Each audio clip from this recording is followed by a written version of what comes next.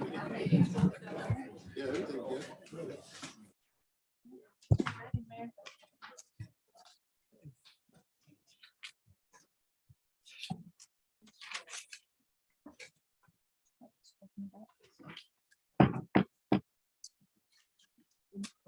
The meeting's called to order. Had to think of what meeting it was. Standing committee meeting, Parks and Recreations Committee. Amy? Good evening, Mayor, Council members. You ready for me to start? Okay. Yes, we are.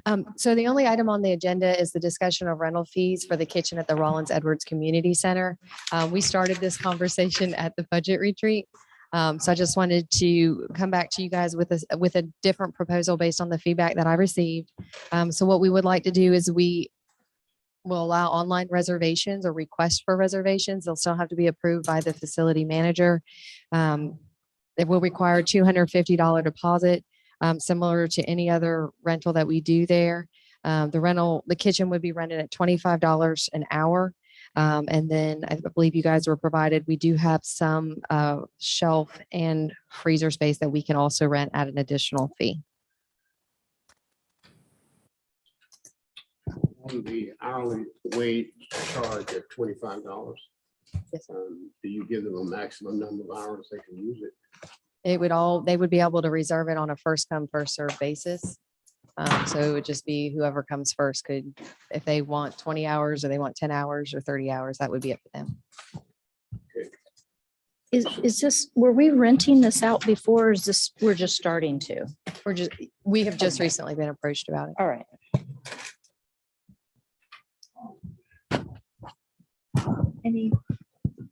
Mr. Brown, do you have any other questions? Well, following up on the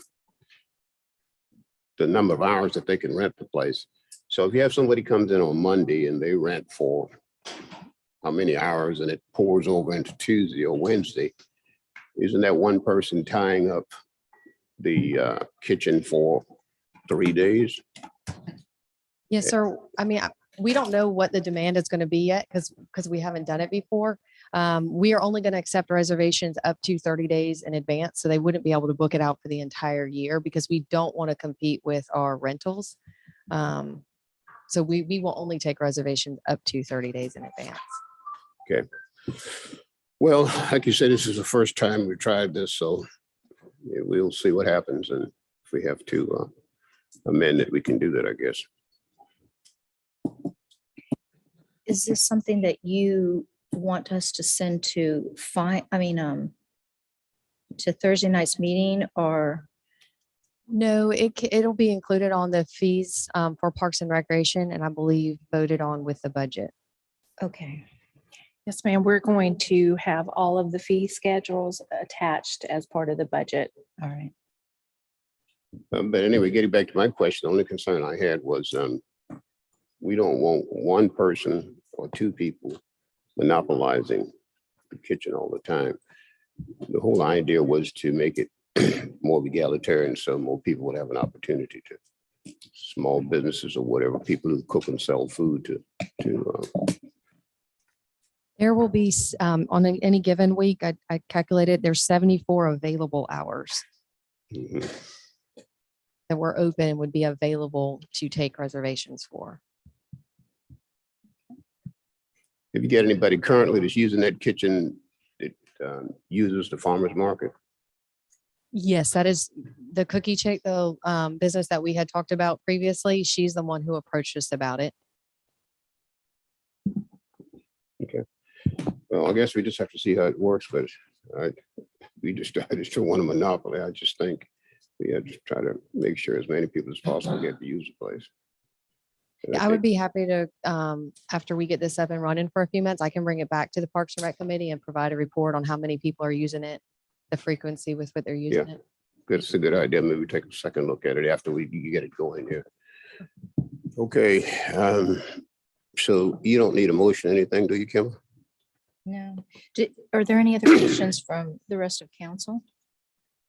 Okay, I guess that's it. Do we have a motion to adjourn?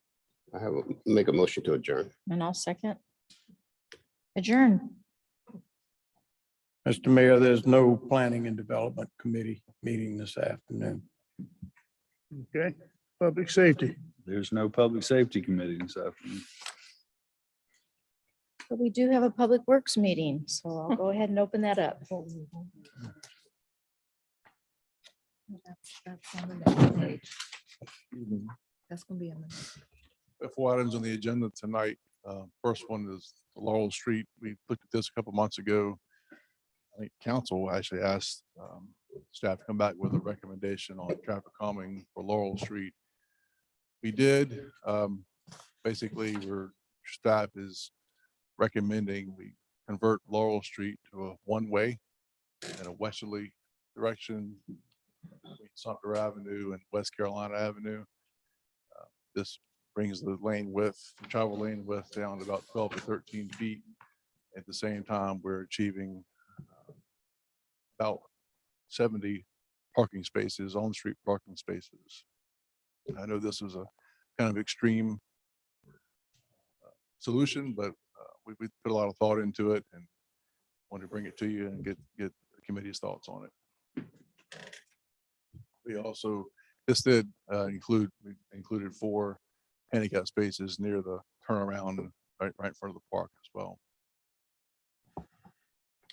Mr. Cornett, I've seen these used in other municipalities very successfully in the past. Appreciate your work on this. Where would the traffic divert to get back around from these residents coming the other way? Did you do any kind of projections of how the traffic would flow? Would they go to Sumter? Would they go a different route to get around? They would, have to come out on Carolina and either go left back to Sumter and back around, or right. We didn't do any analysis on what that distribution would be. I know this is the first time we're seeing it. Did you have any discussions with public safety or the residents along that corridor? I believe Amy did pull a couple residents out there, and it was a half for, half against, as we kind of expected. And then last question, what's the projected cost? We could do this in-house. We have a thermo machine in-house. So we could do this just for the cost of materials, of thermoplastic. Okay, thank you. And I'm sorry, what did you say the speed limit is right now? It's 15 miles an hour right now.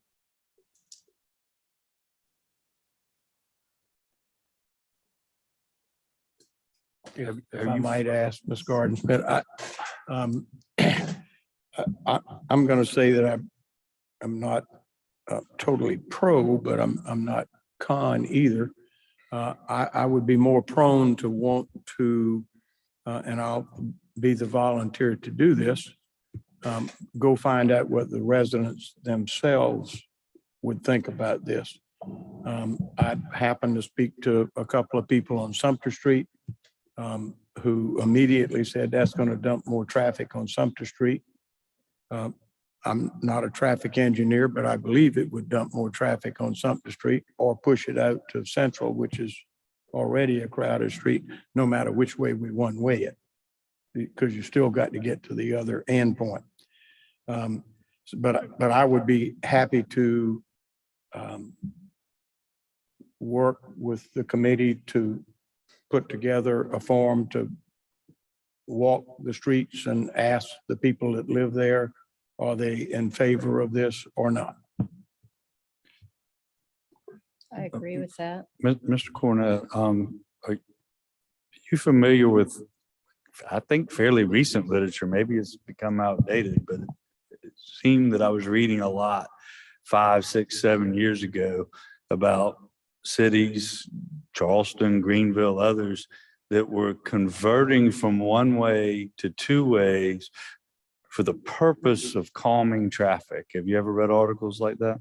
I've read both ways, one way and two ways. There's an argument out there, like traffic engineers, planners, that say one-way streets are racetracks. People speed up on one-way streets. You've read those articles? I've read some of them, and I think the idea here is having on-street parking that could naturally makes an environment where it prohibits, it slows people down. I don't think you're gonna have a lot of on-street parking during the week, but on weekends when the park is more visited during mass at the Catholic Church next door, I think they would use these spaces too. And we could stripe it to where it feels like kind of like we did on West Carolina. We narrowed the lanes with wider edge stripes and center line stripes to make it feel more crowded. I'm not talking about the curves. I don't even want to talk about that. I just heard West Carolina striping. And I started to twitch. What was your thought if we don't do a one-way? What would your second recommendation be? We haven't, I mean, there's other things we can do. There's the signs talked about, interactive signs talked about last month, 2 months ago.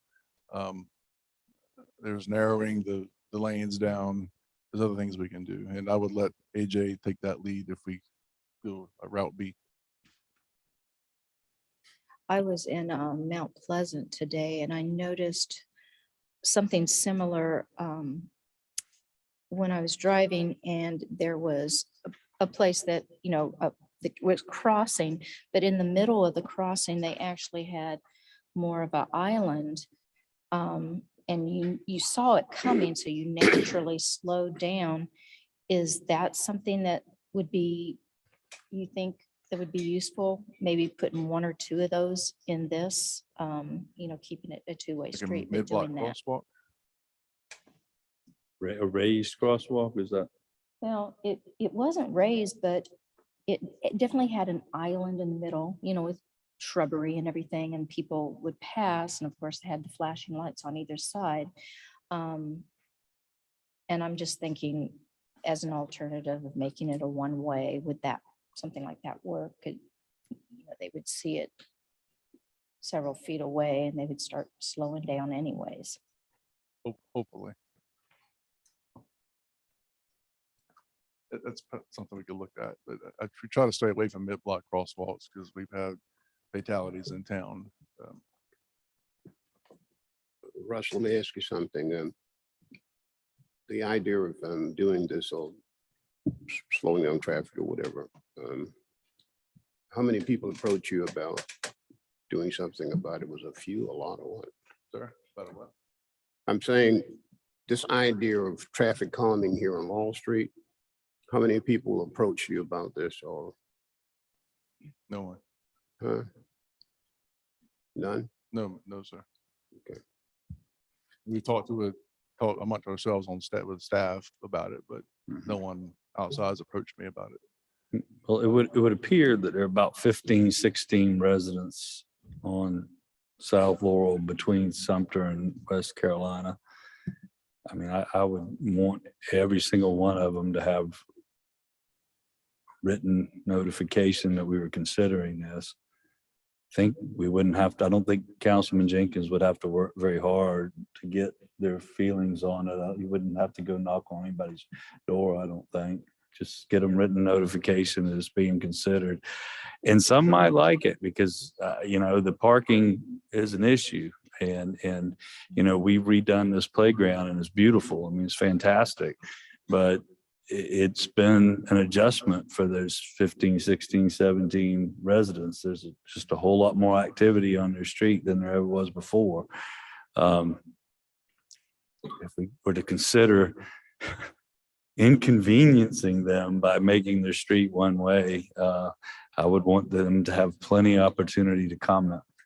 But I actually think it's going to cause people to speed up from everything I've read. I'm not an engineer, but I've just noticed cities converting from one-way to two-way because people were speeding on the one-way streets.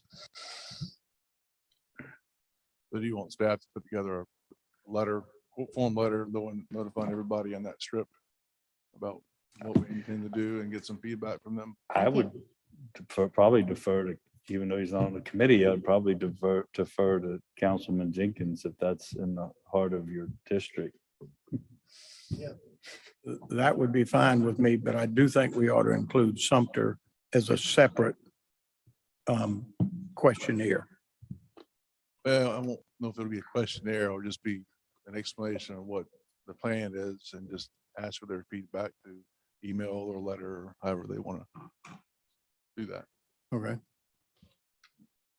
All right. Yeah, I agree with both what you said.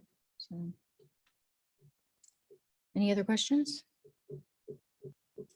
All right, next item. Next item is a request for a quick claim portion of Old Dairy Road and waiver for first right of refusal for an unused portion of Old Dairy Road.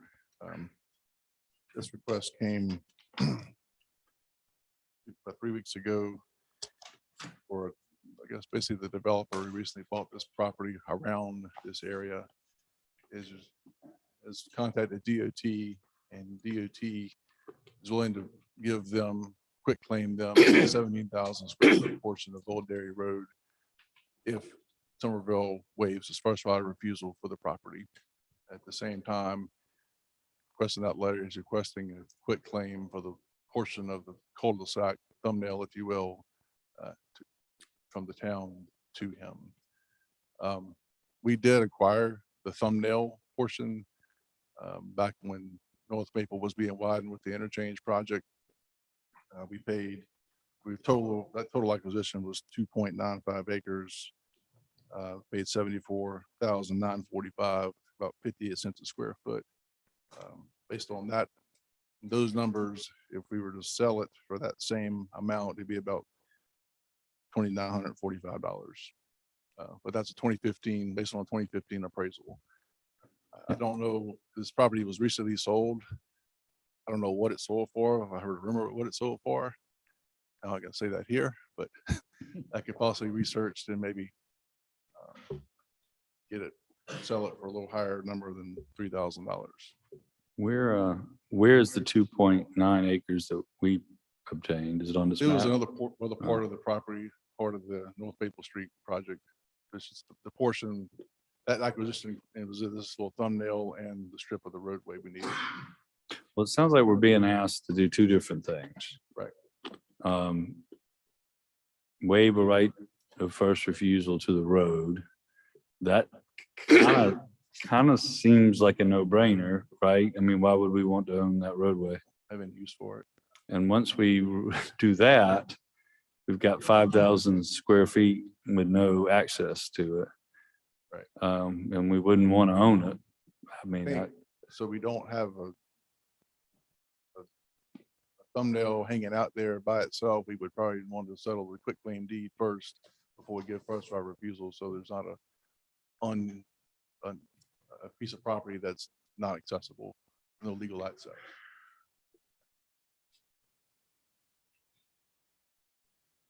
See what I'm saying? The strip, the road strip we don't want that to go away and leave that half circle, if you will.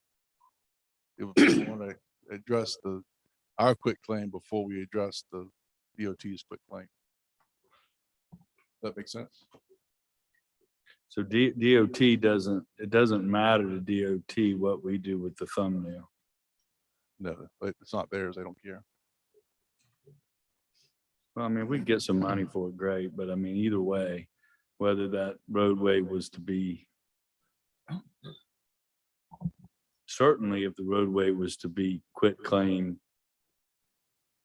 and go away, but even if that didn't happen, we've got absolutely no use for this 5,000 square feet. And, you know, just from a liability standpoint, don't want to own one speck of dirt that we don't have a use for. So if they paid us, even based on our 2015 purchase, I would say do it. I agree. I agree, and just would say to make sure we negotiate it, not get an appraisal for it, because that may erode every dime we might make. The appraisal would cost more than the property. I just went through that on the project. Appraisal costs more than the value of the property. So So you want staff to go back and try to negotiate some kind of cost for this? Whatever you can get.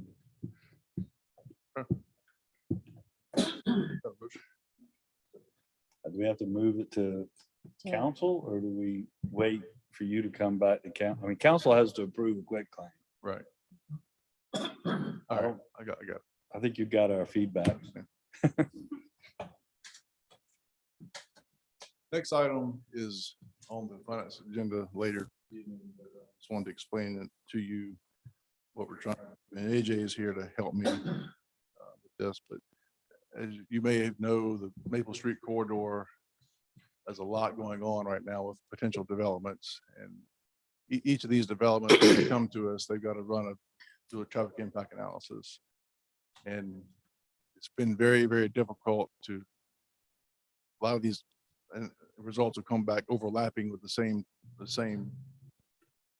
mitigation improvements.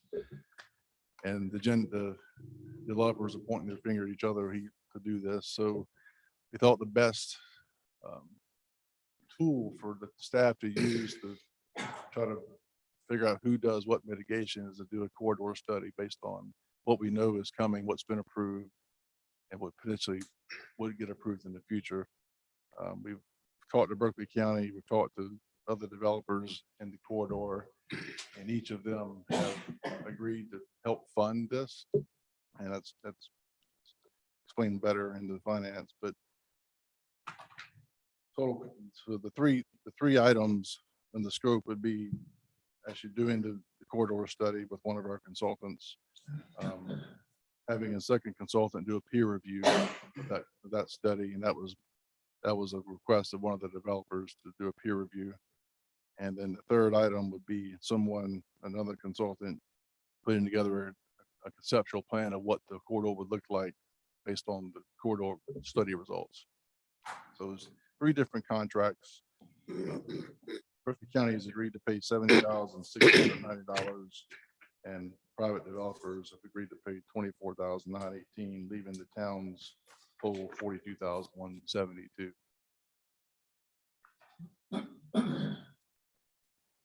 And you say that this would come out of our budgeted capital We have already? some funds that we're not going to be using out of a resurfacing capital fund that we could use this money from. Pay for it.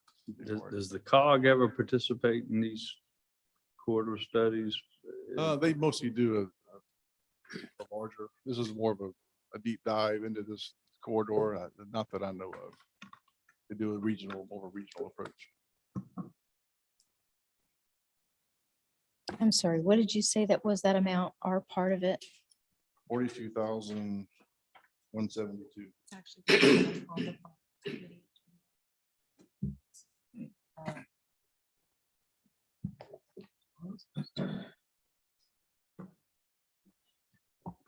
I'll just say with multiple developments coming in and different mitigation recommendations, it would be good to have a comprehensive look at everything in one time, just from my personal. We've This will be seen kind of a areas- living document. So as other developments come online, we plug them in to the model, if you will, and get what their mitigation and contribution would be. This be from all the way from the interstate to Highway 78? This is from 78 all the way to 176, which is why Berkeley County is paying so much more. Encompasses with all their developments as well on that corridor.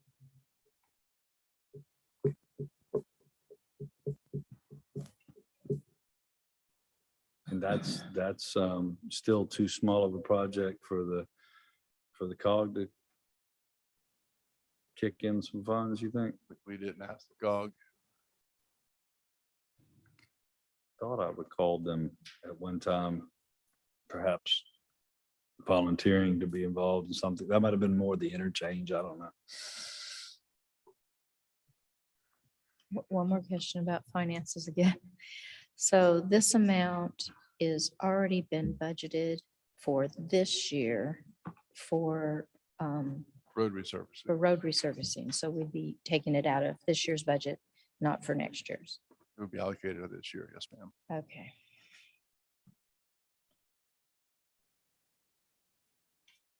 Okay, well, it is on our agenda for finance. Do we need any other discussion on this? Any other questions? All righty. Last item is an item carried over from last month. What we're trying to do is kind of regulate pervious pavements on developments, residential and commercial. So right now, every zoning classification has a maximum impervious coverage, and we've had that since 1984 when zoning was imposed. And so what happens is when a piece of property is getting near its limit on impervious coverage, they want to do other things, have pervious coverage, pervious concrete, pavers, whatnot. And we're counting that as 100% pervious. In actuality, it's not 100% pervious. It's less. It's much less. And it could be much less, could be not much less. Depends on the soil types and application. But what about what a lot of other communities in the Tri-County area have done is basically give that value of 50% pervious instead of 100% pervious. That's what the goal is here. This still leaves an option for that property owner to hire an engineer and do infiltration calculations based on the site. And that engineer comes back and says it's 65% pervious based on what we're going to do. Great, we'll go with that if it looks reasonable. But most people are not going to do that. They're going to put in pervious concrete or pervious asphalt or brick pavers that have a sand base and call it a day. And that application is not 100% pervious. There is still some runoff happening there. So this is just a effort to bring that in and give it a real value, a more realistic value. Questions? So the proposed revision is very broad. It basically doesn't define much from a certainty standpoint on what's going to give me more pervious area or more impervious area or not. It's very vague. Have you thought about the application of this and making sure that we're going to be fair to each entity? Yeah, we have. And so some of this, the more technical, the values will be in the stormwater design manual, the 50% in that chart.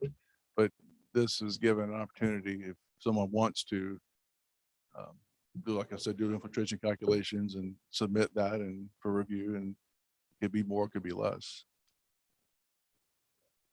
than the 50% we're kind of giving it. Russ, there was a fair amount of confusion, I think, the last time this came before our committee, and I probably contributed to some of that, maybe most of it. But when it's the first, and I realize the first line isn't changing at all, but when it talks about redevelopment or expansion of existing development not meeting subsection F2B, correct me if I'm wrong, that means that if you are proposing to expand or redevelop in a way that would exceed the maximum impermeable amount. Is that what F2B is? Basically, Because we don't have that in front of us. We don't have F2B in front of us. So I think that probably goes to looking at a commercial site or a large residential site, goes to the retention requirements and stuff like that.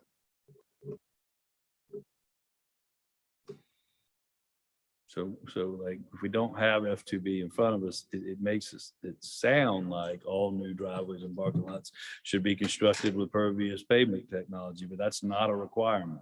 No. Okay. People can build on their lot using impervious surfaces up to their limit, up to their percent limit. I think R1 or the old R1 is 35%. And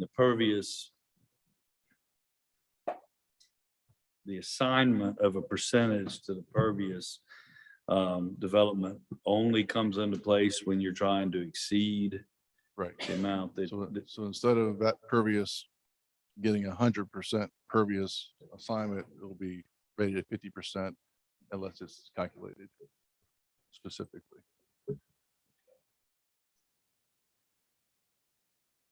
And I think you just stated that at least some municipalities, that there's no such thing as 100% pervious.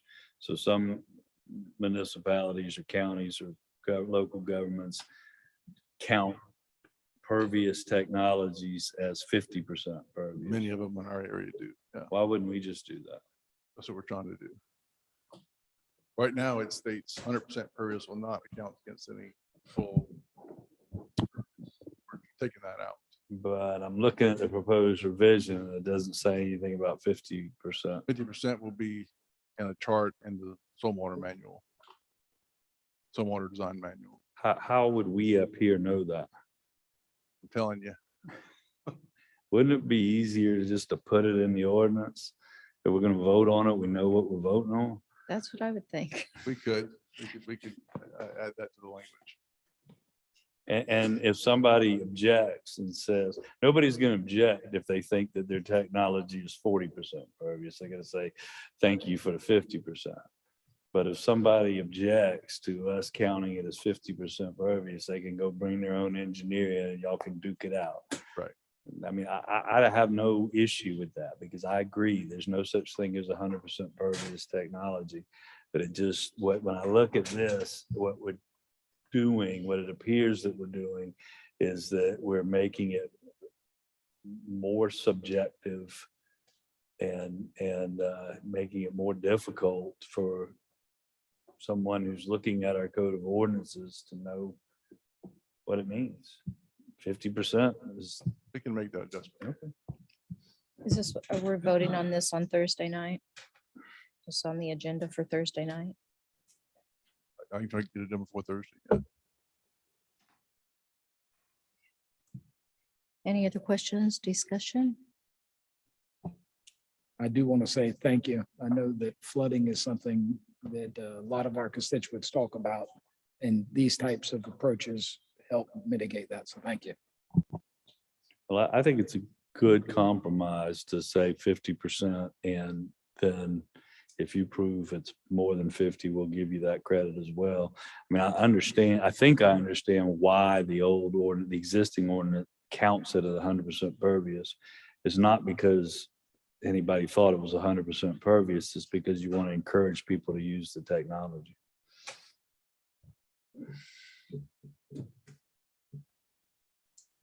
All That's right. all I've got. Okay, do we have a motion to adjourn? That's a move. Second. Okay, all in favor? We're adjourned.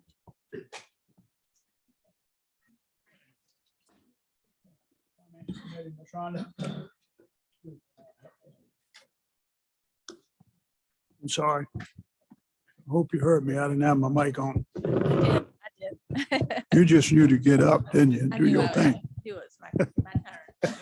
Good evening, Mr. Mayor, members of council. You have before you the April 30th financial report.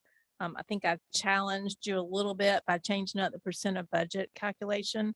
I think we have been using percent of budget used, and this is percent of budget remaining.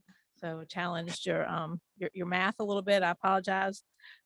We took in $4.8 million this month for a year-to-date total of almost 29 million. It looks to me, as best I can tell by looking at estimates, we have between 10.5 and 11 million that look to be coming in the next 2 months. So that certainly helps, but it doesn't get us quite whole where we need to be. In our expenditures, we had $3 million of expenses, a total of 36. Our average department expenditures without capital expenditures and debt service is approximately 3.6 million. So we're at 3 million this month. Doing a little bit of rough math on that. I think that still gets us short a couple million as far as the year goes. I'll explain a little bit about that when we go over some of the revenues. And the property taxes are, we collect a little bit. We should collect a little bit more in vehicle taxes. I don't expect big increases in this particular category. License permits and fees, business licenses. We collected most of our business licenses in April. I think to date, we're over our budget of 5.5 million for business licenses. So that will certainly help, and that will reflect in the May statement. The court fees are coming in. We're continuing to be over budget in that particular item. State revenues, we still have a couple of categories left and there that we'll be collecting some money on before the end, before June 30th. Miscellaneous revenues. The biggest item there again is the school district funds. I expect the 780 from the school district to come in close to June 30th. This will also be the category where if we sell some real estate, it will also reflect in this particular category. I wanted to call your attention a little bit to the transfers in at the bottom. The state A tax will probably record about 60 from that. We have not recorded a transfer from the sanitation fund. I'll certainly get with Lisa in the next month to determine how we'll record that. The ARP funding, we will hold off on that more than likely. The ARP funding is going to fold into the general fund in any way, whatever we have collected this year. But seeing as that we have other uses for that, I don't think there's a need to actually put that in as a revenue item. Financing sources, this was a lease purchase that we did back in the fall. We have expended about just under $1 million in the police vehicles that are not yet ready for us to use. So I cannot get the reimbursement from the lease purchase financing until we get those online. So that $1 million is in our expenses, and I have not recorded the corresponding revenue for that. Any questions on any of those particular items? All right, in the summary. Okay, impact fees. April was a strong month for impact fees. We collected 36,000 for residential and just under 200 in commercial. That's, more than probably 2/3 of what we collected year to date in the commercial area. The biggest item in the expenditures is the parks, the rolling equipment for parks. And that is really use of funds collected prior to this month and this year. But our net for the year is 82,000 for this month and 264 for the year. Any questions on those? Hospitality tax. We are year to date for H-tax is almost 4.3 million. We had some other small revenue items and expenses totaling 3.3, almost 3.4 million, which does include the transfer to the general fund. Local A-tax, 311,000. Our total revenue, net revenues is 4.6. We budgeted just under 4. So we continue to be above budget in that area. Questions on that? Last item is the stormwater management fund. Year to date, 2.4. We're just below our budget in that area, and our expenditures are 2.1. So at this point, we have excess revenues over expenses of 227. We budgeted to use part of the fund balance in this particular fund of 244,000. So we're 472 under budget at this point. Questions, comments, concerns? Thank you. Thank you, Rhonda. Discussion of proposed franchise fee for water and sewer utilities. Mr. Mayor, I would ask that we take this off the agenda tonight and put it on an agenda in the future after receiving more information and more legal information that we need from our attorney. That's a motion. I will second it. Okay, we got a motion on the floor in a second. Any discussion? All in favor, signify by raising your right hand. Vote yes. Yes. Yes. Motion carried. Authorization to issue a purchase order to Design Build in the amount of $3,738,428 for construction of Fire Station 6 to be paid from fire impact fees and any remaining balance to be paid from American Rescue Plan funds. Motion to approve this authorization. Second. Got a motion on the floor and a second to build this fire station by design bill for $3,738,428. Got a motion and a second. Any discussion? All in favor signify by raising your right hand. Vote yes. Aye. Yes. Opposed? Ayes carry.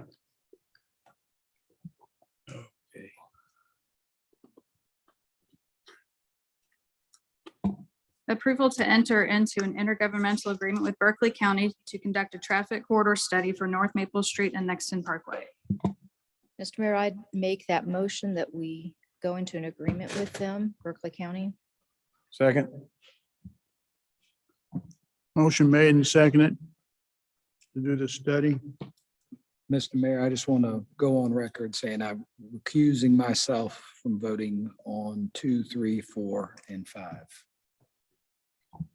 Okay, does anybody got a problem with Russell? Okay. Any discussion? All in favor signify by raising your right hand. Vote yes. Yes. Yes. Opposed likewise. Ayes carry. Approval of a purchase order for Bill Engineering to conduct a corridor study for North Maple Street and Nexton Parkway. It's in the amount of, on your agenda, it says $98,980. It's actually $98,580. Berkeley County will reimburse the town $70,690 under the approved IGA funds to come from roadway improvements budgeted capital.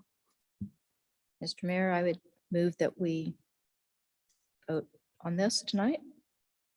Second. Motion made and second. Any discussion? All in favor signify by raising your right hand. Vote aye. Aye. Aye. Any discussion? If not, all in favor signify by raising your right hand. Vote yes. Yes. Yes. Opposed likewise. Ayes carry. Approval of a purchase order for HDR Inc. to conduct a peer review of the Bill Corridor Study in the amount of $25,500. CVE Investments LLC and Dust Off 22 Development will reimburse the town $17,418. The town has a letter of commitment from the developers and the funds to come from roadway improvements budgeted capital. Mr. Mayor, I vote that we approve this. Second. Okay, motion made and seconded. Any discussion? If not, all in favor signify by raising your right hand. Vote aye. Aye. Aye. Opposed likewise. Ayes carry. Approval of a purchase order for Stantec for conceptual design based on the corridor study and peer review for $13,700. Nash Nexton Holdings LLC will reimburse the town $7,500. The town has a letter of commitment from Nash Nexton Holdings. The funds to come from roadway improvements budgeted capital. Make a motion, we approve this. Second. Motion made and second. Any discussion? All in favor signify by raising your right hand. Vote aye. Aye. Opposed likewise. Ayes carry.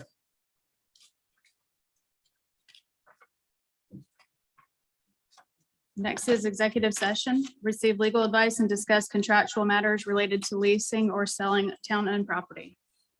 Mayor, I make a motion, we go into executive session to discuss that which the Second. town clerk just said.